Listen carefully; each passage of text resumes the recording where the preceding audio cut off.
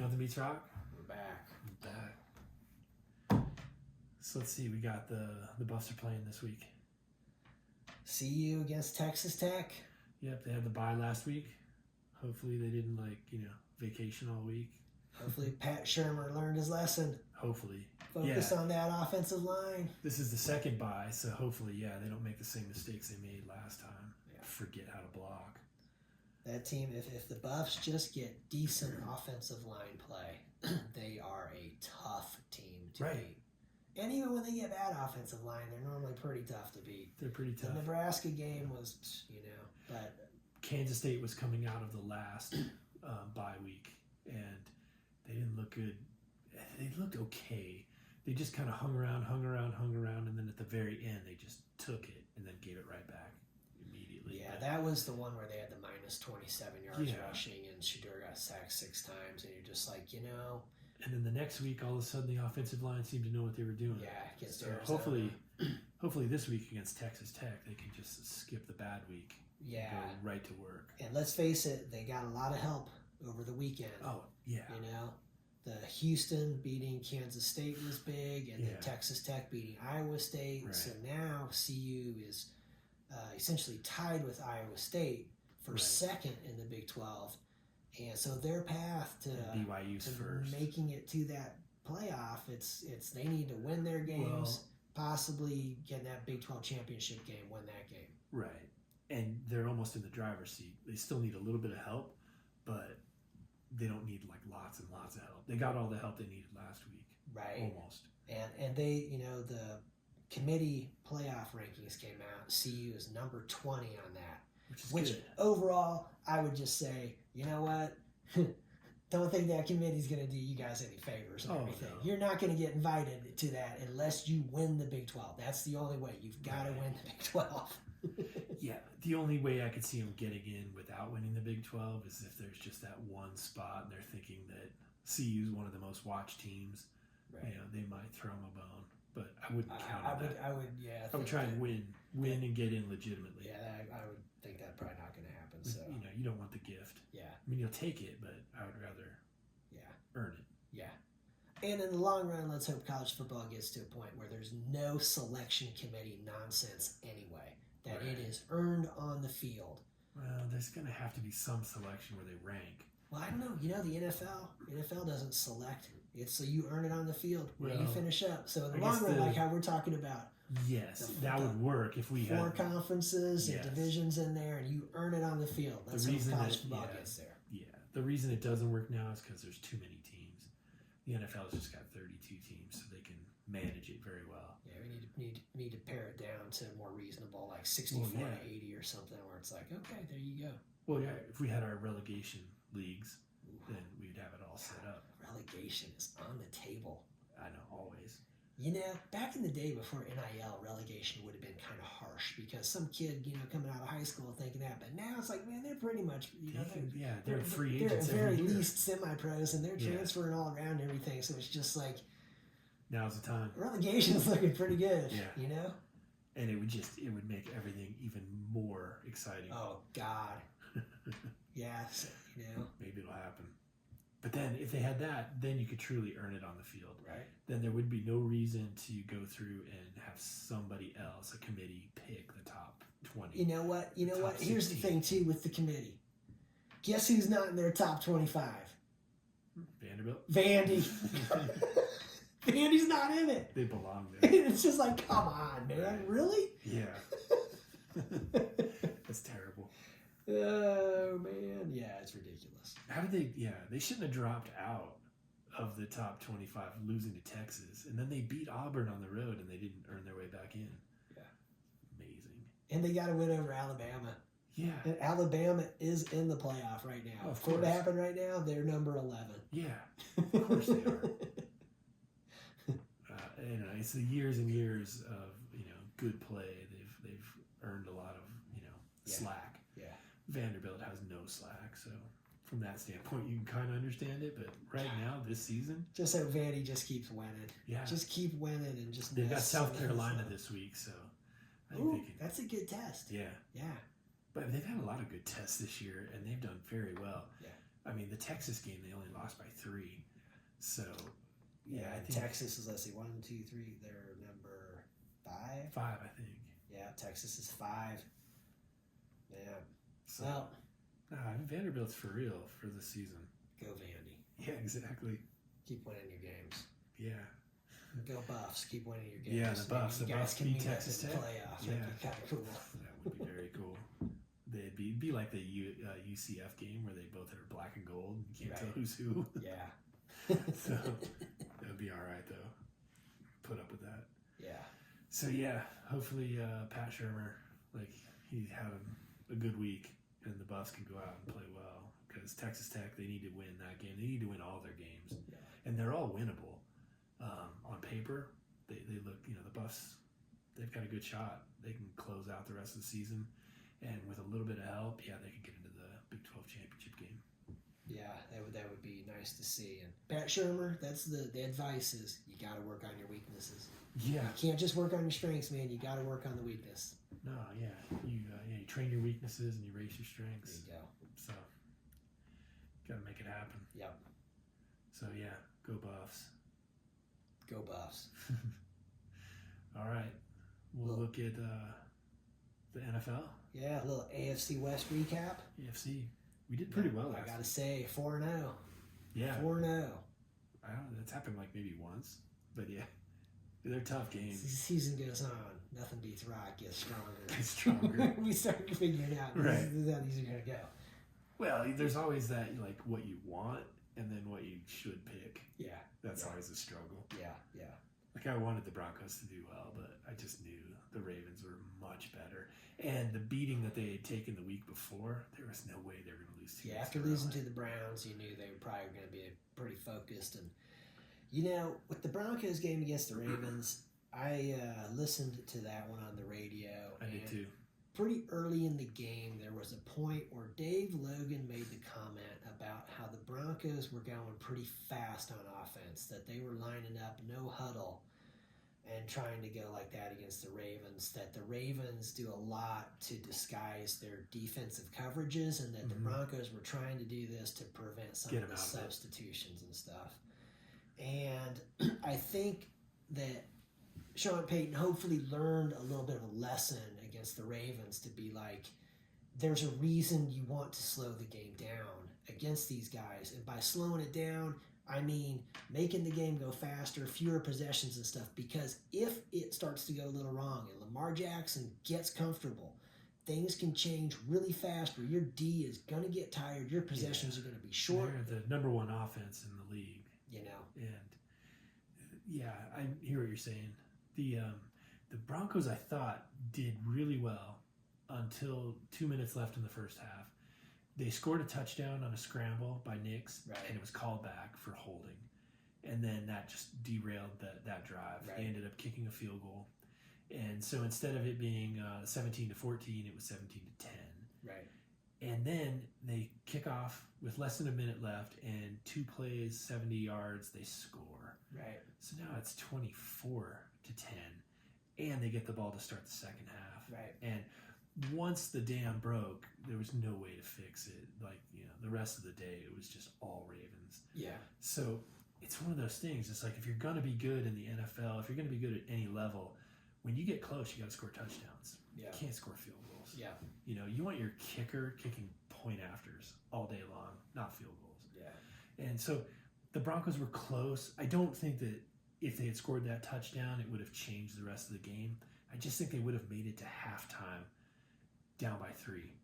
And that would have helped them to start out the third quarter. It probably still would have ended up being a little lopsided, but I think that it would have helped them. Well, yeah. And so I think they're a play or two away from being a lot more competitive. Yeah. And maybe being more of a real playoff team. But they're still that 1 or 2 plays off. Yeah. And I think, like I said, I hope that, a little bit of learning there to just be like, in this thing, the last thing you want is for Lamar Jackson to get comfortable and for your defense to be going get tired. back out there quick, man. Yeah. And that, I think a little slightly different. Because you know what? What I think is interesting is I get the not wanting to have them substitute and stuff. But you know what?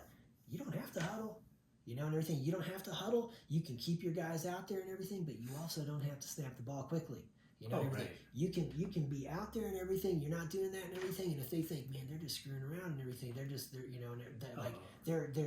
not huddling, but they're at the paces. If they are huddling and all that, we're going to go ahead and substitute and be like, man, you see them try to do that, line up fast, snap it while they get 12 dudes on the field, right? Because the whole thing is if you substitute, then the defense gets the chance to substitute and everything.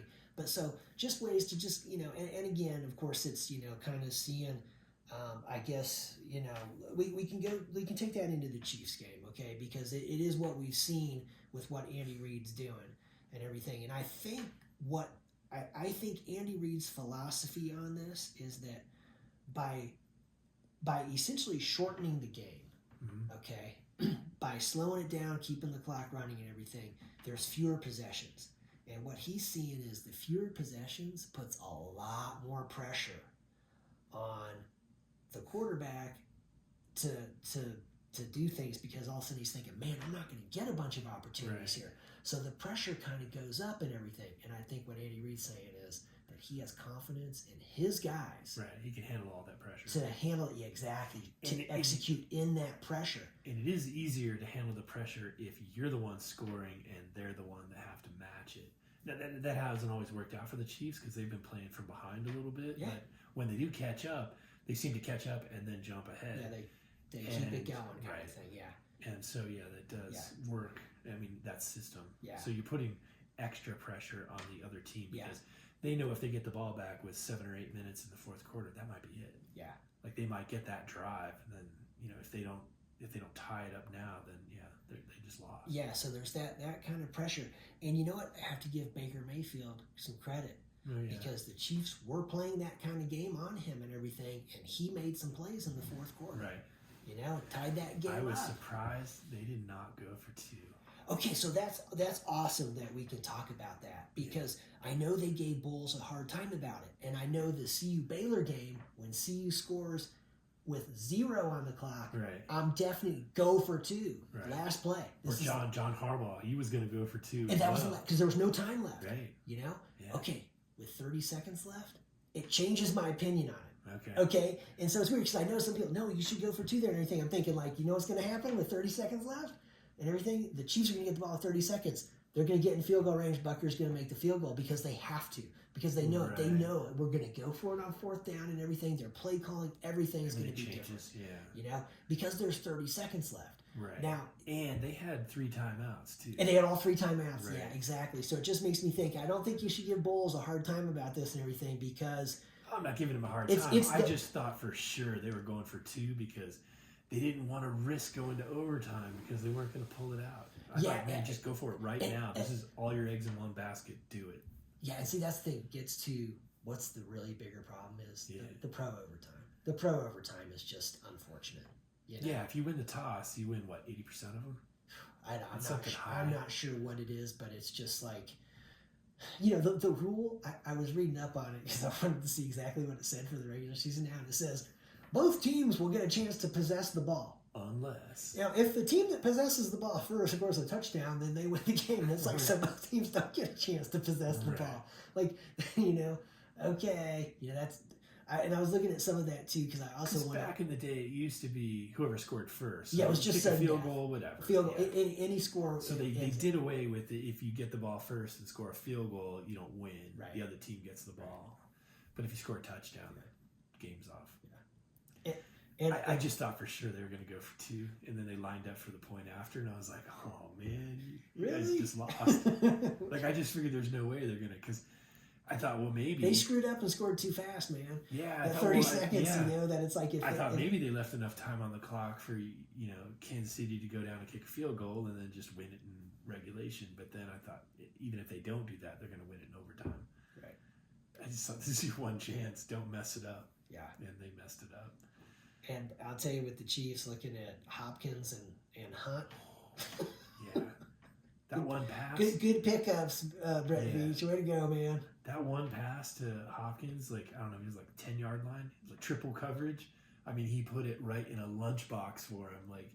He couldn't have made a better pass. Right. And he was getting hit when he did it. It was just That was remarkable. That was crazy. And you know what's crazy? Think of the other receivers that last year would have dropped that pass. It's right in his hands. I mean, Triple coverage. Hits yeah. him in the hands, goes through his hands, hits off his face mask and on the Right. ground. You're just like, oh my God. No, he, See- he catches it, and that was crazy. Yeah, and what's bananas to me is thinking Kareem Hunt was on nobody's roster. Right. You know, and I even would criticize Brett Veach and just say, hey man, you know, Kareem Hunt is carrying the load for you now and everything. Yeah. He was a free agent this whole time, and you were happy We coming were- into the season with these other dudes, you know, like We were Steele. probably still thinking like, the baggage. Yeah, we just We can't just- do that. yeah. Well, now we're desperate. Pacheco just got hurt. He's going to be out for a Right. while. So they go and we do can it. afford And, to dude, take it. Yeah. and, you know, in the big picture of all of it, it's, wow. I mean, Kareem Hunt, in my view, is the absolute best back in any of Andy Reid's, any of the teams with Philly, you know, Bryant Westbrook and everything, even with how well Pacheco's played, that Kareem Hunt is the best back that Andy Reid, for his offense and everything, he is the best guy. And thinking this dude would be a freaking first ballot Hall of Famer if he had played his whole career there. That's At the his same- fault. You know, yeah. At the same time, going to Cleveland where he backed up Nick Chubb Yeah. left some tread on the tires. Do you know Oh, what I mean? yeah, yeah. He was not just, he didn't go somewhere where it's just like, you're going to be the feature time, you're going to get the Yeah, ball 20, 30 balls, times yeah. a game, and we're, No. you know, that wasn't happening. No, you know? he got pretty, easy. Yeah. Easy duty. So yeah, you're right. He's definitely got more tread on the wheels. So Yeah. Interesting when Pacheco comes back, Pacheco, they'll have Hunt, and they'll have P. Ryan. I like P. Ryan. I think P. Ryan is a real good player, man. yeah, I don't think Andy Reid's gonna have a problem with that. Yeah, that's good. That's That's gonna be an pretty good. embarrassment of riches in the backfield, and I think that for most coaches it would be like trouble. I think Andy Reid will be like, I've got to play for each one of you. Yeah. This Yeah. guy does this great. This guy does this great. This guy And does this great. I'm gonna put all three of you on the field at the same time, and no one's gonna know what to do. Yeah, we'll get some cool stuff. Yeah, I And then- don't think that's gonna be a problem. Have you heard anything on Rashee Rice? What that situation is? No. Okay, because I just remember seeing that the Chiefs weren't going to know for sure till a little bit later. They were letting the swelling go down. Was it an Right. ACL? Was it not? Was it something that because thinking, boy, I haven't heard if that dude were able to come back this year and he's like really going the way he was, to think, man, you got DeAndre Hopkins and you add Rashee Rice and Xavier Worthy together, Worthy, yeah. and you got Travis Kelce who's getting Even rolling. if he wasn't full speed, he's still dangerous. Yeah. He runs good routes, Yeah. and maybe slowing him down a little bit would he might get better. Right. Who knows? But no, I haven't heard either way. Okay. So Well, then let's see. Let's take that into the Chargers and the Browns. Browns came back down to reality. yeah, that was not a good matchup for them. The Chargers are they're mean.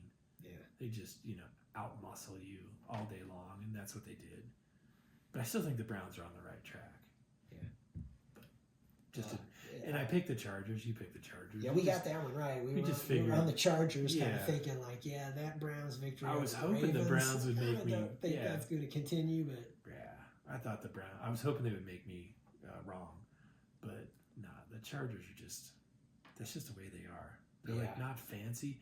They're not AFC West. That's the thing. Like they're, the AFC West has always been like, high scoring. Whoever has the ball last wins. Like the Chargers they're like out of the Midwest. what was it? Coryell? Wasn't that the guy? Yeah, Don Coryell. Oh, from, yeah, and Dan Fouts. yeah, they back were in the like day, just bombing it out. 700 yards of offense. Yeah.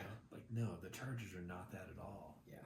It's like they're not even from this conference. Yeah, they're just old school smash mouth Yeah. football. Jim Brown kind of stuff. Yeah. But it works. I'm not, knocking it. It's just not your classic AFC West. We're just going to air it out.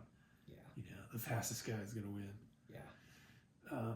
That's a good victory for them because, if the Browns had won, it wouldn't have been a shocker. It would have been like they just beat the Ravens, and Right. everything. But No, it's definitely good for them to go on the road and get Yeah. that It's because good they've win had for the some Chargers. injuries and struggles. Yeah.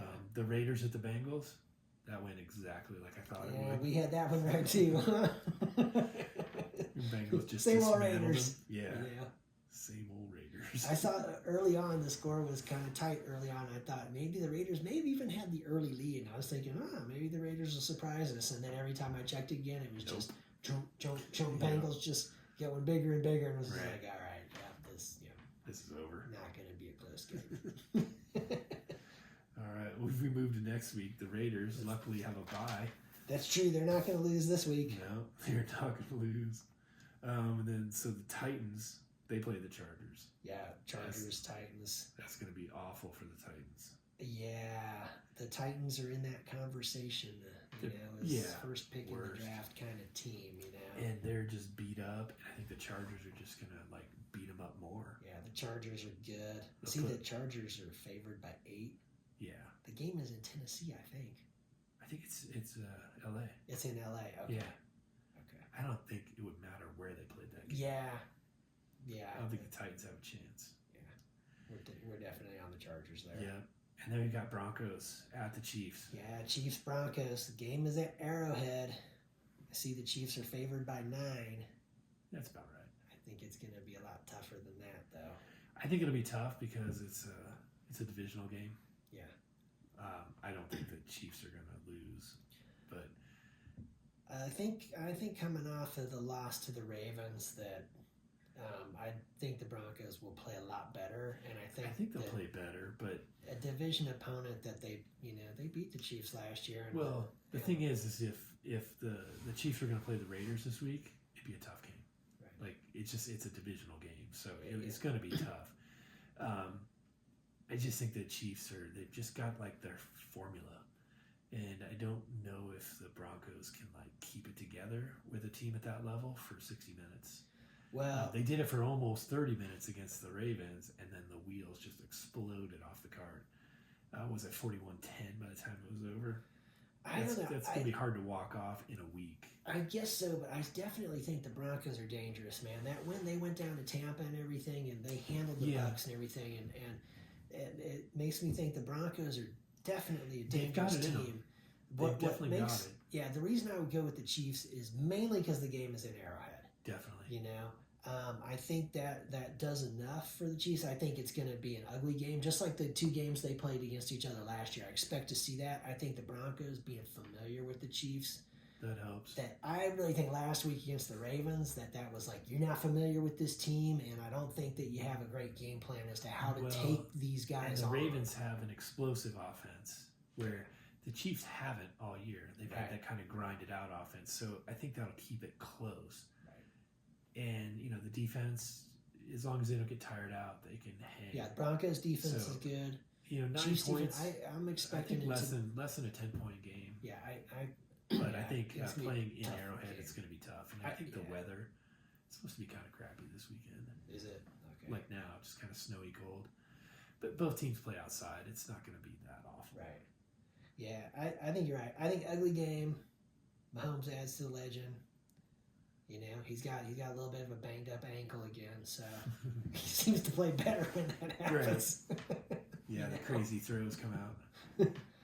So yeah, okay. So we're on the Chiefs and we're on the Chargers there. Okay. And the Raiders are definitely winning Yeah, the bye. the Raiders can lick their wounds. Right. So if we go to the worst and first, what do you think? All right, so first, I'm staying with Kansas City until they lose. Yeah, that's easy. I got the Lions. They didn't lose. They're doing great. Yeah. I did notice the Lions played their first game outside last week. Is that what it was? Yeah, in Green Bay. At Green Bay, yeah. And then I thought, well, okay, they play in a dome, so that means half their season's inside. They only play 3 games outdoors all season long. Wow. Only 3. That's odd, huh? Yeah. And so is that at Chicago? At Chicago, at Green Bay, and then they play San Francisco. And so Minnesota plays inside. Yeah. Okay. And then they play the Texans this week. They play in a dome. Right. So, 3 games outside all year long. Right. Pretty crazy. That was one of the things, too, that I wanted to mention was that the Lions' only loss was to the Tampa Bay Buccaneers. Right. And it was close. Yeah. And it was early, too. And so that's because seeing how Tampa Bay played against Kansas City on Monday night and Baker Mayfield and again, going back to the Cleveland Browns, thinking that was your guy, man, Right. And everything. And he's You proven cut him he loose is quick. definitely a capable quarterback. Oh, yeah. He's a playoff capable quarterback, Yeah. Yeah, he's gritty. Yeah. It's third and long, it's like he's probably going to run. Like he's that guy. He's going to get it done. Yeah. I wouldn't. I don't know why they got rid of him when they did. It was Manziel. That was before.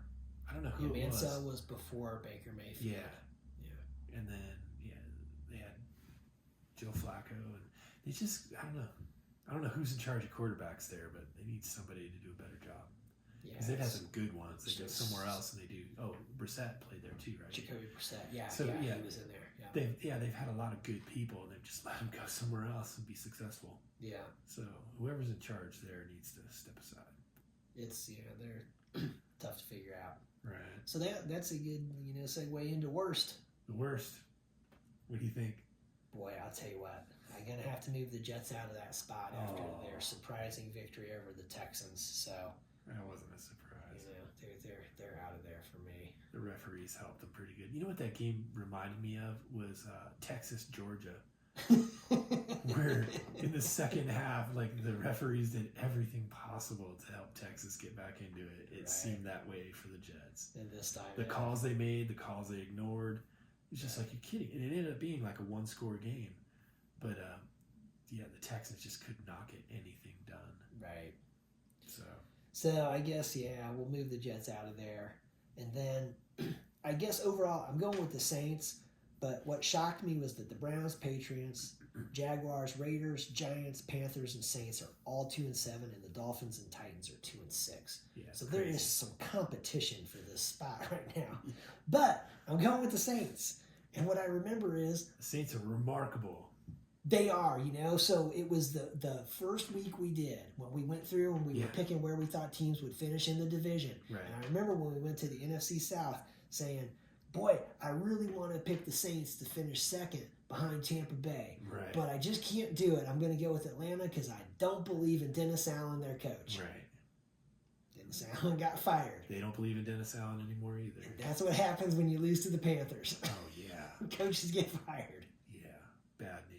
So the Saints have that spot for me right now. Yeah. In the second week that we picked the first and worst, I picked the Saints because they had just demolished the Cowboys. You had the Saints first. Yeah. And they were just rolling. They had just hammered two teams, scoring over 40 points in both games. And just like, oh my God, like this team is games, for real. Like Pro Bowl games, like no defense at all. They're just killing them.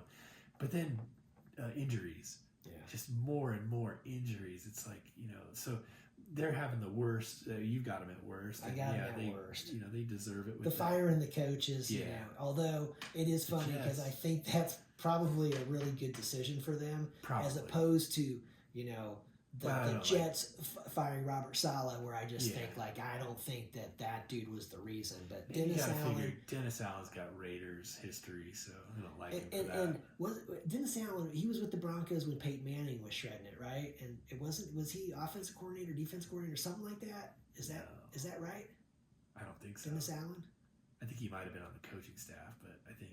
Because, see, I kind of think... Was he really? For some reason, I think he's one of those guys. Like, how it's like some of the Tom Brady coordinators and the Peyton Manning coordinators who then end up getting head jobs, but they don't turn out to... Because they weren't that helpful? Exactly. It wasn't because of him. It was because of Tom Brady and Peyton Manning that they were winning all those games, Yeah, you might be right. And that's where I think Dennis Allen is where it's like, oh, yeah, so... Peyton Manning is why this dude's gotten these head jobs and everything. Right. Here you go. I think you're right, actually. Kind of blocked that out. But yeah, anyway. So yeah, I got the Saints. So for them to go from like one of the best teams to one of the worst teams in the same season, injuries. Yeah, and just bad luck. Yeah. It's awful for them. I'm gonna stick with the Panthers even though they won last week. Because I just think, it's the same thing. It's an organizational thing from their owner all the way down. And they're just so unremarkable at every phase of the game. And they play the Giants this week, so that's going to be fun. Oh, God. That's 2-7 versus 2-7. That is an awesome matchup. Right. Where's that game being played? I think it's played in Europe. I think they're playing in London or Germany or something. We're like exporting our best. That's awesome for the fans. Yeah. Like, cool. We want to introduce you to American football with our two worst teams. And then just in case, the Jets play the Cardinals, so they could be back in your rotation. They might be there pretty soon. I know.